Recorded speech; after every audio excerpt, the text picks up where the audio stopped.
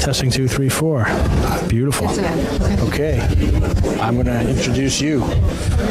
Good evening, ladies and gentlemen. No. The hour is here. You want to gavel us in?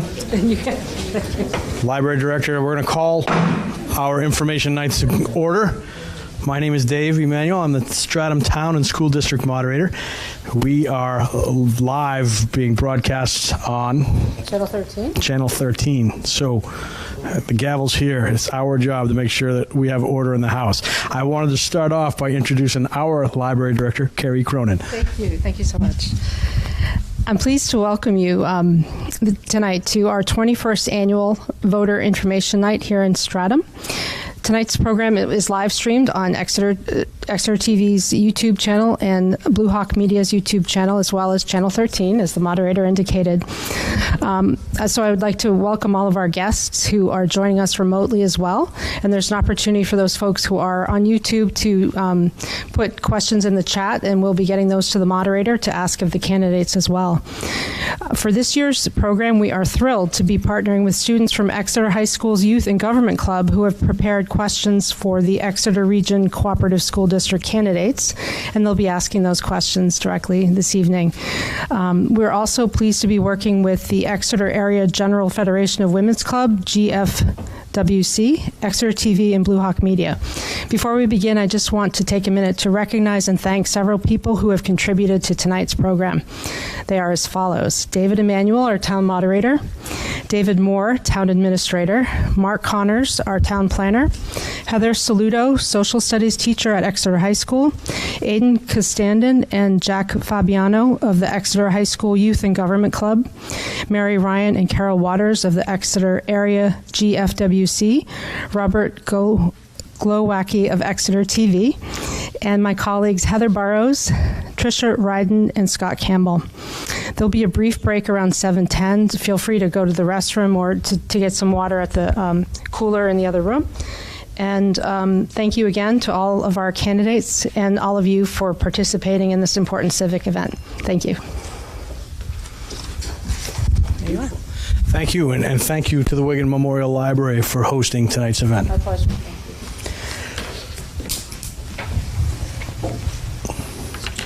So, just kicking off, as everybody in the room knows and is aware, last evening was our 2023 school district meeting.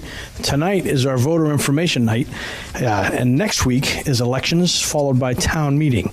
So we are here to prepare our voters, and I am going to ask everybody to speak up because we don't have, we're all going to speak up. That's as far as we're going to go.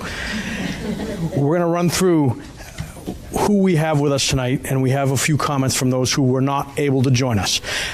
And as everyone in the room knows, we have different divisions of government in Stratham.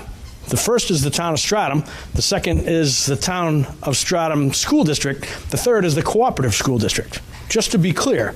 So last night was the Stratham School District meeting, and because the cooperative school district is an SB2 form of government where everything goes to the ballot as opposed to the school district meeting or the town meeting, it's important that the cooperative district, we are all informed for next week's ballot event at the polls. Does anybody have any questions of what our overview tonight is to meet our candidates and our budget candidates and some of our different town issues? I don't want to go any more than that if everyone understands. I know we do from time to time overviews of government. This is not that purpose. So I would like to start off with introducing our candidates for the cooperative school district. Would you like to start us off? Sure. Would you please grab the mic for Exeter TV, and we'll go right down the line. Thank you. Good evening. Thank you for having me. I'm Dawn Bullens. I am running for a seat on the Cooperative School Board, the Exeter seat, one of the Exeter seats. There are 2 seats on the Exeter, on the Cooperative School Board for Exeter candidates. There's only 1 seat currently up for election. I am currently the chair of the Exeter Elementary School Board.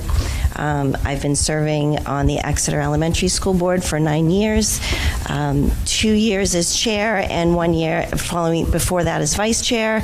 My children are now in the high school. I have a sophomore and a senior, and I'm looking forward to continuing my service for the SAU community at that level. Thank you, John. Thank you, Don.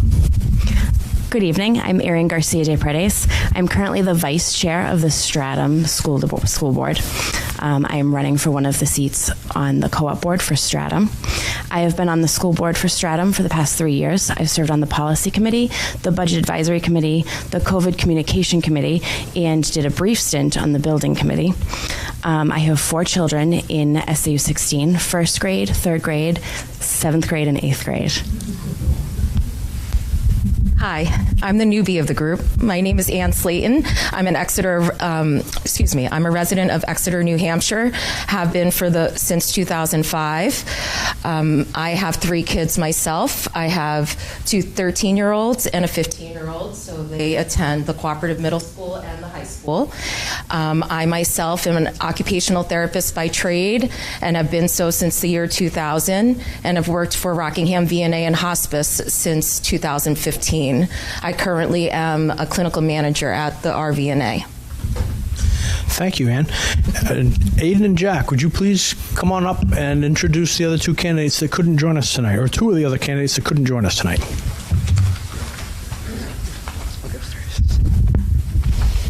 Good evening, everybody. My name's Jack Fabiano, and I'll be speaking on behalf of Catherine Miller, who's a candidate for the Exeter Regional Cooperative School District Moderator. If re-elected as moderator of the Exeter Regional Cooperative School District, I will continue my efforts to run the deliberative and balloting sessions of the district fairly and efficiently. Participating in local government is an important part of our responsibilities as citizens. I pledge to do my best to ensure that eligible voters who want to participate in the process can do so.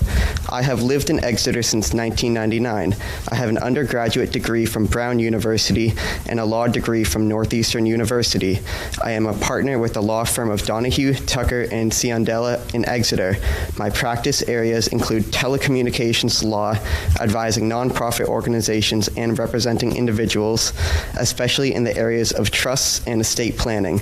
I previously served 2 terms on the Exeter Elementary School Board and 1 term on the Cooperative School Board. I also serve as moderator for the town of Exeter. Thank you for your consideration. I'll hand it off to Aiden. Hi, my name is Aiden. I'm going to be speaking on behalf of Melissa Lyons, who's a candidate for the East Kingston Cooperative School Board seat. I have served the past 6 years on the East Kingston School Board, 2 years as the chair. During my time on the EKES board, I served as the chair of the Superintendent Evaluation Committee for 3 years and as a member of the Policy Committee for 6 years. I facilitated 2 rounds of collective bargaining as well as resolving land border issues with a neighbor of the school. I have worked as an intellectual property attorney for over 15 years, with the last 10 years in-house. Additionally, I volunteer regularly in my community as a basketball and baseball coach. I'm a strong supporter of public education, and my son has attended EKES and is now in his first year at CMS. I'm a collaborator and a problem solver, and I take my role on the board very seriously. I'm always available to talk with parents, teachers, and community members about their concerns. I look forward to having the opportunity to bring my skills and passion to the cooperative board. Thank you. Thank you, Aiden and Jack, for introducing Melissa Lyons and Catherine Miller. I'd next like to move down to our budget advisory members. Good evening, Roy Morissette, Exeter. I want to thank the committee for putting this together. It's always nice to have an opportunity to meet the voters. I'm a lifelong resident of Exeter.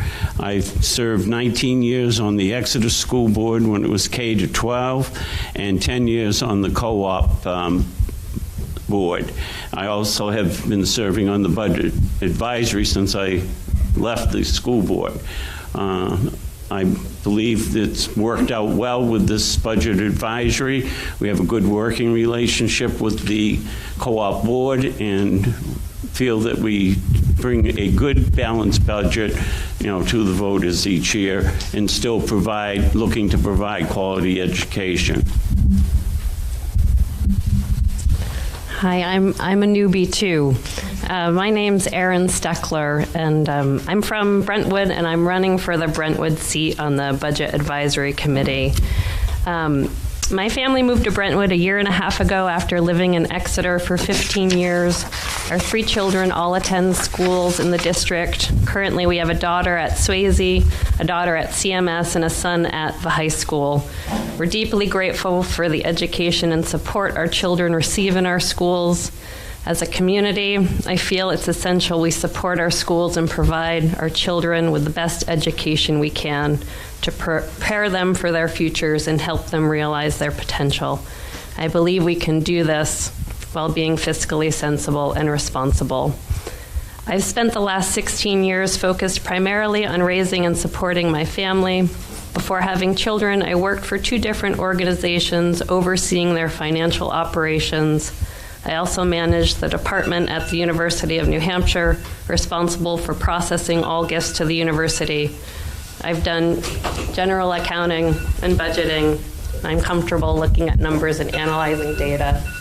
I'd be honored to serve our schools and our community with your vote on Tuesday, March 14th. Thank you.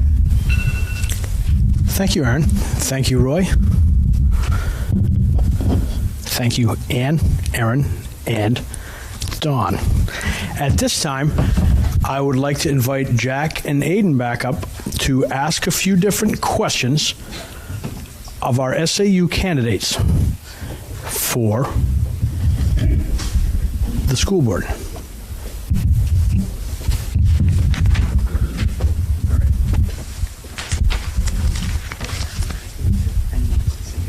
Yeah, and our thought, we're doing a loose, informal program with the voters in the room.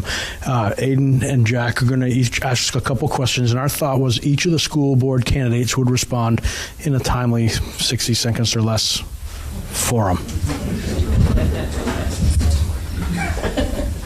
All good. Thank you. So my first question for the candidates is, have you sent all of your children to SAU16 public schools? And if so, what is an aspect of our schools that you have been satisfied with and you hope to implement on a wider scale? If your children have not gone to our schools, why? Okay, thank you. Yes, both of my children have gone to SAU16 schools, starting from the preschool over at the Seacoast School of Technology. As I said, I currently have a sophomore and a senior, one to graduate this year. But in my years helping, whether it be volunteering or serving on the school board, what I've learned to be most proud of is the efforts that have been made to make our schools welcoming, supporting emotional wellness, diversity, education, inclusion, striving to have a high level of education here at the elementary schools where I've been involved in. Thank you. Yes, all 4 of my children attend SAU16 schools. We moved here about 5 years ago. So my 2 oldest children started schools in the New York State school system. And the difference from a New York State school to SAU elementary schools is incredible. And my 7th and 8th graders come home weekly saying how happy they are that they are in New Hampshire schools, SAU16 specifically, because of the style of learning that we do here in SAU16 as opposed to the style of the New York State schools. They're so much happier here, and I'm thrilled that my younger children have had the opportunity to start in that style from kindergarten up. In our previous elementary school systems, it was a lot of sitting in worksheets, and that was heartbreaking for kindergartners and first graders. And to see our kindergartners and first graders up and moving and interacting and learning by touch and manipulating is so much better for our students. So that's one of the things that I am most happy with in the SAU16 system is our style of learning is so much more engaging for our students. Hi, and yes, my 3 kids have been in the SAU school system since kindergarten, all the way through to middle school and high school now. And I would say one of the benefits of being through that school system is the amazing support that my kids have received through life challenges as they have come. You know, haven't lived a picture perfect life in the sense that they had to go through divorce, and all of the teachers throughout that time period were super supportive of all my kids in all their different needs. And in terms of social, emotional, and mental health issues that may have arisen through the years, I feel like each school system has been very receptive to my advocacy for them. So very pleased. Okay. And my next question before I hand it off to Aiden is, what do you see as the most pressing issues facing SAU16 schools and students today, and how are you the most qualified candidate to address them? Let me start with Aaron this time.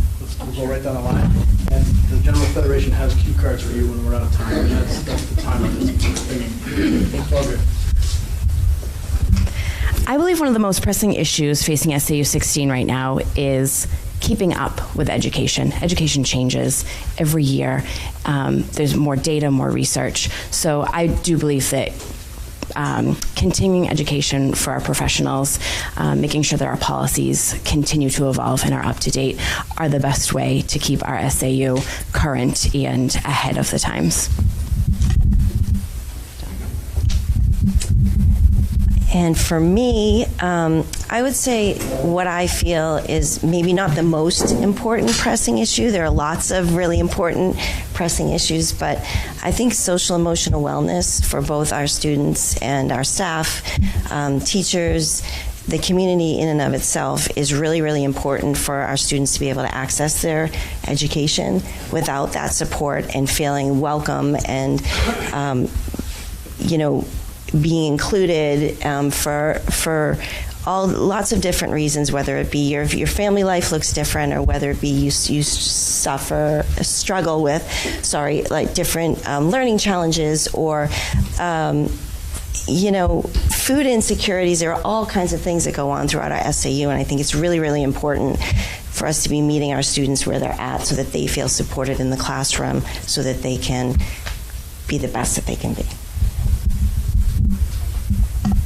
Okay, so this is a heavy question. What is one of the biggest challenges for students is everything. I mean, I think there's a lot of societal pressure out there right now. People with very extreme views, political, non-political, whatever you want to call it. Everybody has an opinion, and it's tough to find people that will sit with you at a table and agree to disagree. And I think that's very important. I pride myself in being able to come to the table as a manager in healthcare, which is very challenging to be in, right now. And being able to come to the table and listen to the stressors that patients have, that my staff have, that upper level management has, and really be able to navigate that all. I do feel, quite honestly, that my skills as a manager really come into play as my skills as a parent too, because you have to learn how to negotiate that with your kids. They're dealing with a lot. They're dealing from what we as parents say. They're dealing with what teachers say. They're dealing what society needs to be integrated and really thought about when we think about our kids and how we educate them. And what works for one may not work for all. So we need to be very sensitive to that. I have 3 kids, that are all different types of learners, all different types, Oh, sorry.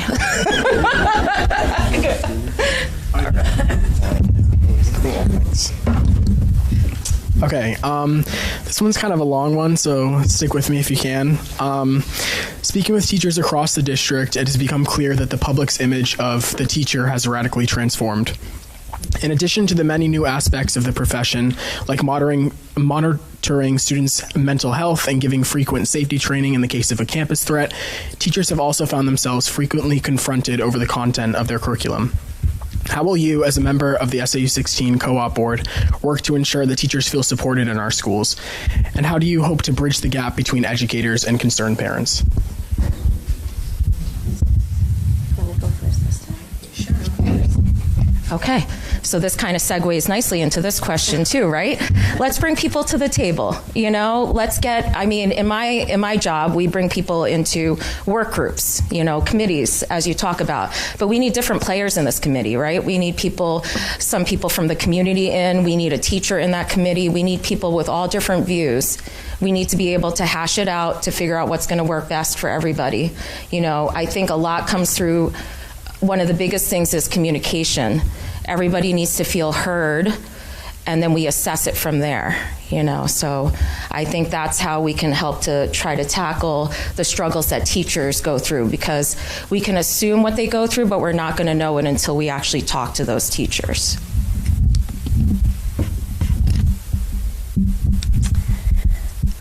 And for me, I guess what I've done in my work on the Exeter Elementary Board is, supporting initiatives and adopting policies.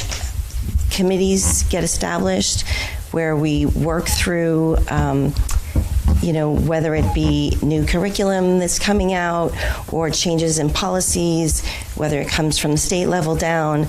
And we talk about how it affects our teachers. We also, serving on committees such as I've done in collective bargaining agreements, where you talk with the teachers and you talk about what are the problems. We just did this in Exeter. There were some things that were brought to the table that we weren't aware of as board members that they were struggling with throughout the day. There were things that had changed over COVID that new sort of entry and exiting student bus duties and things that were causing them problems on one end but not on another. In some ways they were very supportive of certain things, and in other ways they were saying this is too much for us, it's making it difficult. So I will stop. I believe the way to support our educators is through communication, budget, and policy. And the heart of being on a school board is the budget and the policy. So whatever we can do to support them within reason through what we have at our hands through budget and the policies that are existing for working with our professionals. And then of course communication, like we've all said, including professionals in meetings that they can be involved in our committees, wherever we can involve them and hear what they have to say, get feedback, so that if there's an issue that we're not aware of, there are plenty of opportunities to share that information. Thank you. Thank you. My next question. Unlike other states in the country, enrollment in New Hampshire's schools, public schools, continues to decrease in a nearly 2-decade trend, a number recently fueled by parents who, during the pandemic, opted for private or homeschooled options for their children. My question is, how will you work to ensure SAU16 schools continue to thrive despite the implications of lower enrollment? So I think this goes back to, again, committees, budgets, looking at the curriculum that is lined up within our schools. There are curriculum committees at all the different school levels, hiring professionals, superintendents, associate superintendents who are well-versed in where our district should be going, what the needs are through the state, so that we can make sure that's being provided. And really, again, keeping the quality of our education so both supportive and rigorous at the same time, that those who may have left during the pandemic will want to come back to school. And I thought a card just went up over there. Okay. So, I think there are lots of factors that involved, but I think being part of a great school district, it takes a lot of stakeholders, and I think that that's where, as long as we continue to come together and move forward, that this will still be a fairly aggressive school district where people will want to come and belong. Thank you. So I would consider this right-sizing the number of professionals to students, right-sizing the amount of classes to students, right-sizing the amount of extracurricular activities to students. And I believe that is where, if our population of students is declining, we need to maintain the right sizes. Have enough classes, but not too many classes. Make sure that the high quality of our education aligns with the cost so that one doesn't get disproportionate from the other. I think the key to this is really trying to figure out why people are leaving. And if we can discover why the enrollments have gone down, then we can find ways to make steps forward to fix that.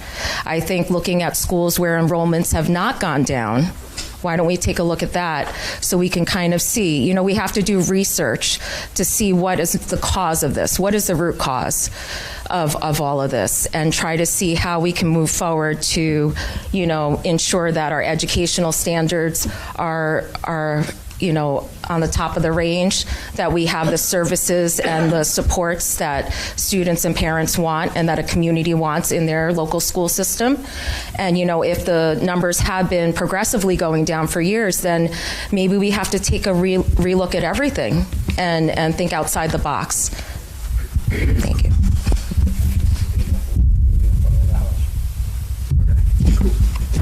So can I ask one more? Okay, cool. So thank you. I have one more question. It's similar to one of the previous ones that I asked.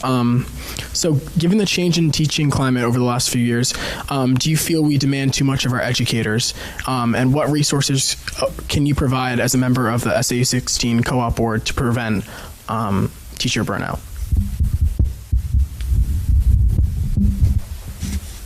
I'm not meaning to be wishy-washy in this answer, but I would say yes and no.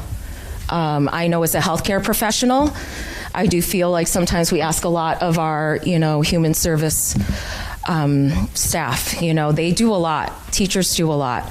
They not only educate our children, they are providing lots of emotional support, for children that have less than ideal home situations.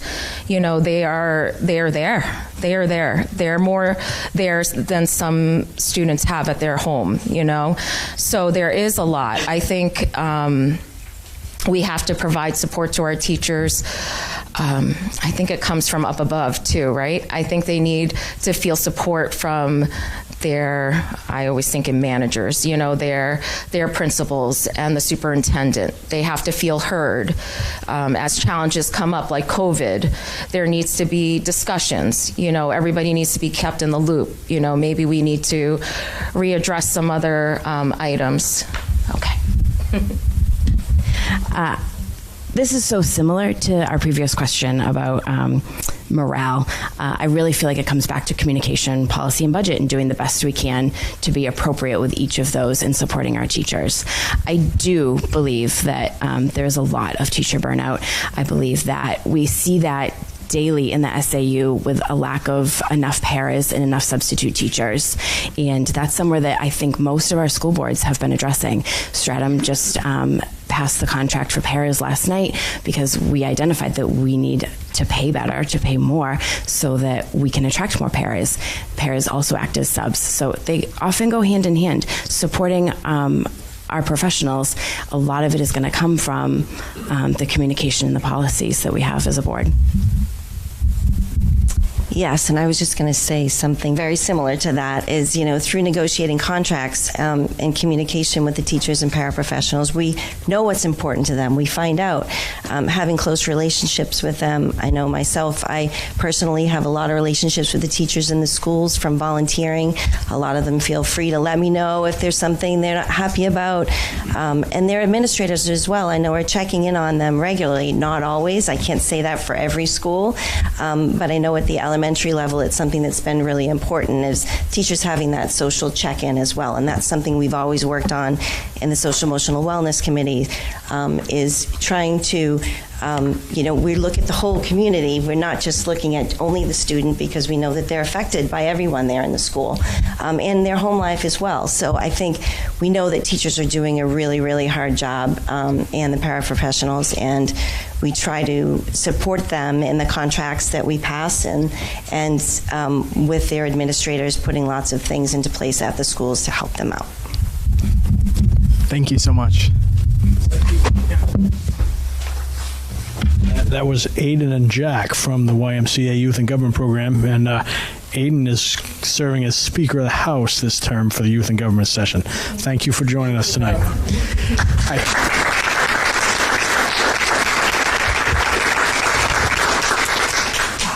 I was Speaker of the House around 1990-ish, a couple years ago. So good things coming your way. And hey, while we're still right on track, I wanted to ask a couple more questions before we let you go from the audience. The first being, where do you stand on parental rights as a school policy? Should a parent have the right to pressure the school board or the school to ban certain reading materials they find offensive from the school library, thus denying other children from reading them? Or should parents monitor their reading materials at their homes? Hot topic. So I would say, it goes back to policy. We have policies in place for a lot of this. There are ways in which parents can opt out, if you will, certain types of literature and things that they're not comfortable with. Do I think that all of that literature should be banned from anyone being able to access that? No, I don't. I mean, I think that there are different ways in which the school monitors that, and that it can all be done cohesively so that, parents can play a part in what they're comfortable with their students accessing, and other parents who may have a different idea about that, all within the school umbrella, can all live harmoniously and get their education. I completely support your answer. I appreciate that answer. My addition to that is that we do have policies in place for those things so that we can fall back on policy and not a lot of debate and argument at our board meetings. The policies are IGE and KEC. We've gone over those in policy committees recently to make sure that they're still up to date. And the things that I do want to add to that are, in a conversation with our superintendent last spring, I believe it was, he had said that if there is a content matter that a parent is not comfortable with, it can be brought to the attention of the administrator, and they will provide workarounds. They'll provide alternative materials so that if that student is uncomfortable, that family is uncomfortable, there are other alternatives to just that material that's available. Okay. I don't know if anybody wants to answer this, but what types of material were you asking about in terms of banning? Because that is more the key to my answer. I guess I'm not in agreement with banning books that are classics, for instance, right? That we all know about, that we've heard, that we all grew up with, I'm not in agreement with banning those classics. I may be more prone to say that I'm not in agreement with having books in our classroom that cross the line. Let's put it that way. Cross the line in terms of a judgment, and I do feel that it is parents. I mean, with me, my parenting style is to have open conversations with my kids. So they know that if they are exposed to something that they're not comfortable with or they don't feel comfortable, it just seems odd to them, they do bring it up to me. So they have brought up certain books to me. They have brought up certain curriculum to me, and I've had to have a discussion with them, So, yeah. So I think it depends on what we're banning. I can't have like an all or one answer to that question. Well, thank you, Ann. Yeah.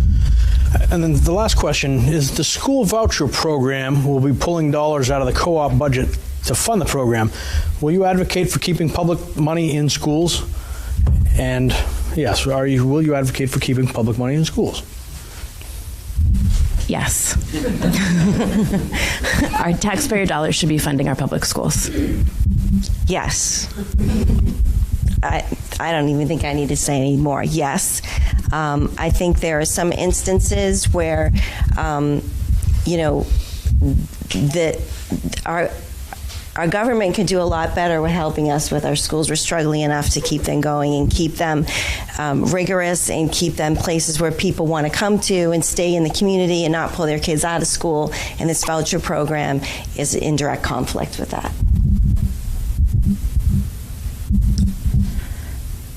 Okay, another tough question. So I have 3 different kids. I think one of my children would benefit from the voucher program, quite honestly, just because he excels and would benefit from a more rigorous education than what his current school system can provide him. So I think that is one that I would have to research a little more. I don't know enough about the voucher program, to be honest. If the voucher program is able to be a percentage versus all or nothing, I think I'd be more into that, because I do believe the public school system does benefit certain kids over others. But I do believe that certain kids would benefit from a voucher program. Thank you. Yep.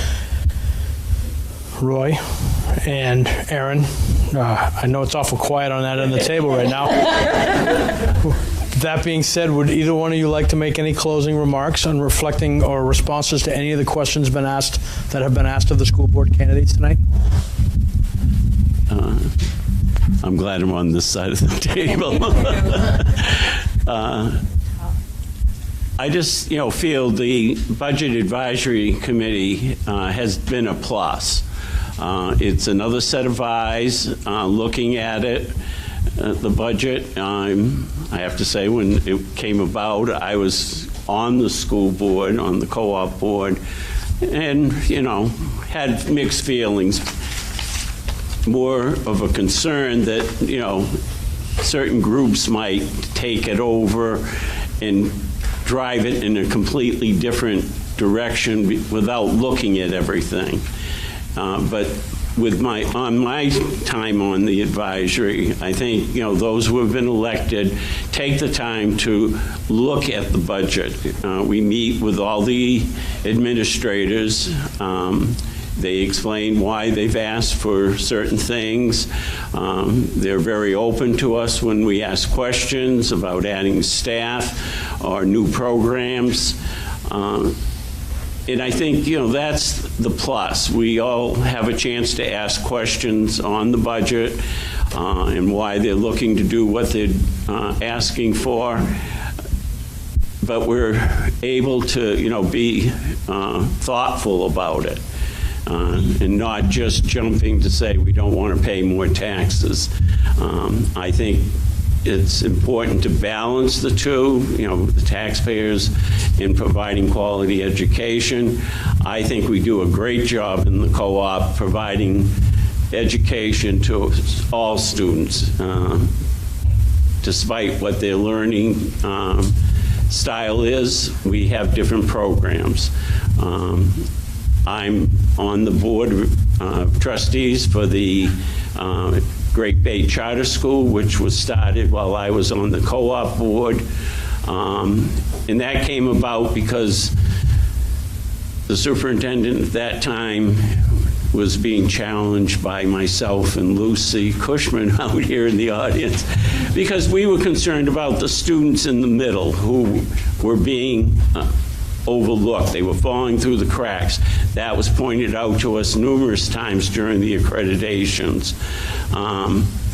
So when he brought this plan forward to create a charter school, which was part of the SAU, wasn't a separate entity. We were working together. The teachers were under contract to the Exeter Co-op.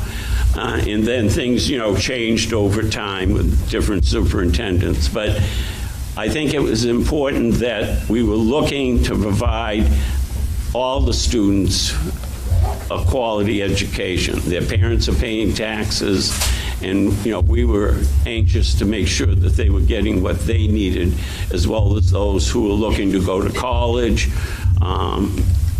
and those on the other end who needed special programs. And I think we've done a good job in the co-op balancing all that in the taxpayers. Thank you, Roy. Erin, closing comments? I just would like to say you asked some really great questions, and you guys gave great answers. It feels like our schools are really embattled right now. They've just kind of become the center for so many of our political and cultural divisions, and it can be really disheartening at times. And that's partly why I decided to run for this seat. I don't want to sit on the sidelines and bellyache about it. I'd rather get involved. I feel like that's my responsibility. So I hope to also lend a critical eye, when reviewing budgets. And I was raised by two Yankees. I'm married to a Yankee. And I think we're all fairly level-headed in this community. We know we can't spend more than we have, and yet we also all really value education, and we want to do our best to support our kids and our teachers. So that's my hope, that I can somehow be of help and service to our kids and teachers in the community. So thank you. Thank you, Erin. Thank you, Roy. Thank you, Ann, Erin, and Don. Thank you in advance for your public service. None of our jobs are easy, and I appreciate your time stepping forward, as well as joining us tonight at the Meet the Candidates and Voter Information Night. At this time, we're going to take a 5-minute recess while we reset the stage for our next round of candidates.